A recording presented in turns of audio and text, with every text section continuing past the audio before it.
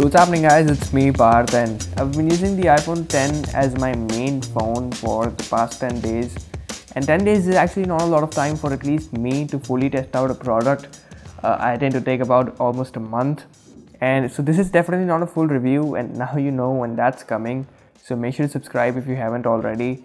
But in these 10 days, I actually learned a couple of things that you should be knowing, and I thought I should share them with you.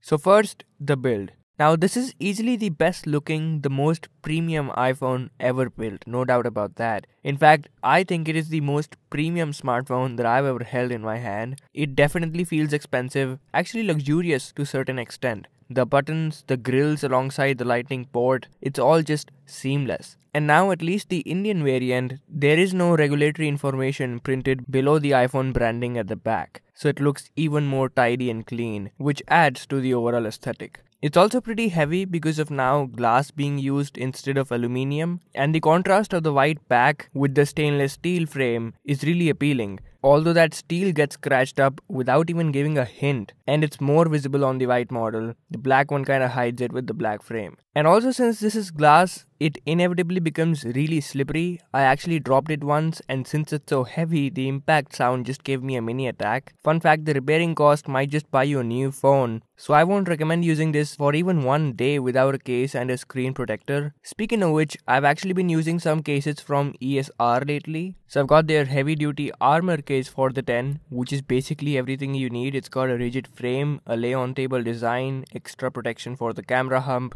and it also lets the rear of the phone shine through it, which is cool. If you find this too bulky, you can actually go with a clear case, which is completely transparent and really minimal. Oh, and I also happen to use their tempered glass screen protector. It's pretty easy to install, it's a very precise fit, it's not too thick, and it protects the glass at the front. At the end of the day, these are some really important and highly recommended accessories, and they're also really affordable, so I'll leave all of them linked below. Also a huge thanks to ESR for actually sponsoring this video. But moving on, the biggest worry in the iPhone 10, for me at least, was not the notch, not the lack of home button or touch ID. It was actually the app compatibility, which actually is a legitimate issue. There are so many apps that I use that have just not adapted to the iPhone 10's aspect ratio, and I'm not sure when they will. I remember so many apps took lots of months to get adapted to the increased screen sizes in iPhone 6 and even in iPhone 5 years ago. iPhone 10 on the other hand is actually the most complex update in the hardware of iPhones from the very beginning, and hence so will be the updation process of the software for the same hardware, if you make sense about that. As of now, even some of Apple's applications themselves have not been updated, like iMovie, which is still in 16:9.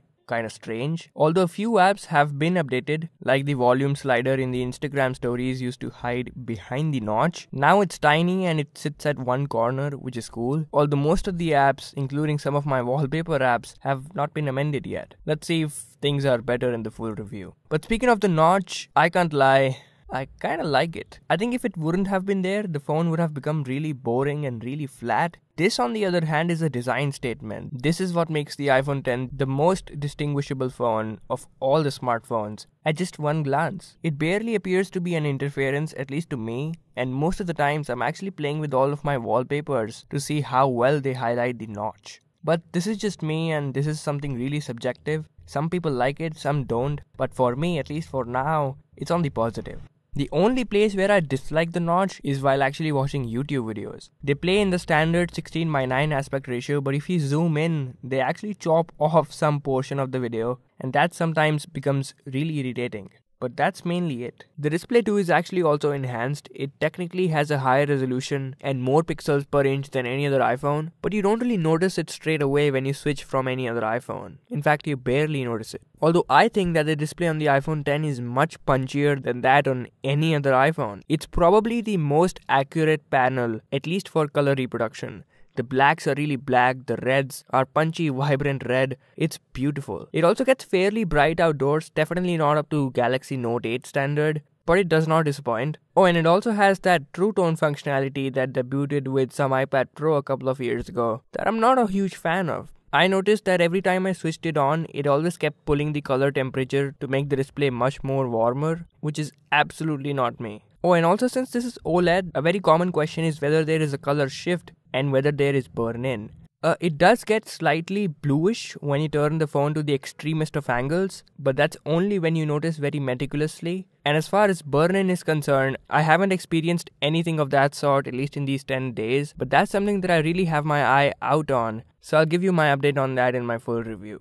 Now, Face ID for me has worked for like 90 or 92% of the times. It will feel slow initially, but this is machine learning, and this actually learns to recognize your face in various lighting conditions and with various accessories like glasses or headbands or a cap. And yeah, it's pretty secure. For me, it has worked in the absolute darkness with the least brightness on the phone, and also the extreme sunlight right on top of me. Although it actually requires you to literally look at the phone to get it unlocked. Even if you're looking 1 inch away from the phone, it won't unlock, which does get frustrating at times when you're doing some other things. In Face ID, when compared to Touch ID, Apple is definitely pushing the security and privacy concerns, but it's also pulling down the convenience at the same time. But I think not just major iOS updates, but also incremental software updates would actually make this much more convenient and speedy than what it is right now. As far as the camera is concerned, the app is still the same, so you still have to go into settings to change the video resolution you want to shoot in, but the images are pretty good. They have pretty neutral colors, really nice dynamic range, and surprisingly good low light performance without a lot of grain. As far as the portrait mode is concerned, it's basically promoting the hit and trial method. I mean, sometimes it's a home run, but then sometimes it's like back to home, meaning it sometimes delivers some really spectacular results in the most difficult conditions like low light, but then sometimes, especially with product shots, it is not able to decode the edges accurately. Oh, and also there are some special lighting effects that you can play around with, like I did and got this one, although that too is not good sometimes. But as far as portrait selfies are concerned, yeah, they do have a long way to go, but a couple of times I've been able to get some results that look pretty sweet at just one glance. Of course, if you'll zoom in and speculate, you will find out your hair blurred out and then some part of the background in focus. So basically, software updation is what I'm counting on. And that's pretty much it. That's what my experience has been like, at least in the first 10 days of using it as my main phone. There are so many things that I haven't touched upon, like the battery. It's a pretty good battery life, better than the iPhone 7 and 8. But I can't get over the fact that it literally takes almost 3 hours to fully charge. Kinda insane. Oh, and the headphone jack. I didn't miss it last year. I don't miss it now. Maybe I just don't care about that anymore. But that's basically it. That's all that I had for the iPhone 10, at least after 10 days. I'll definitely do a full in-depth review talking about basically everything that you would have imagined and everything that you wouldn't have imagined. If you have any queries, definitely let me know. I'll leave my Twitter linked below. And also, if you want to check out some images that I clicked with the iPhone 10 in these 10 days, I've actually uploaded quite a lot of them to my Instagram. So I'll leave my profile linked below. Make sure to check them out. That's been it. Thanks for watching. Feel free to share this. Feel free to rate this. And I'll catch you in my next one. Take care.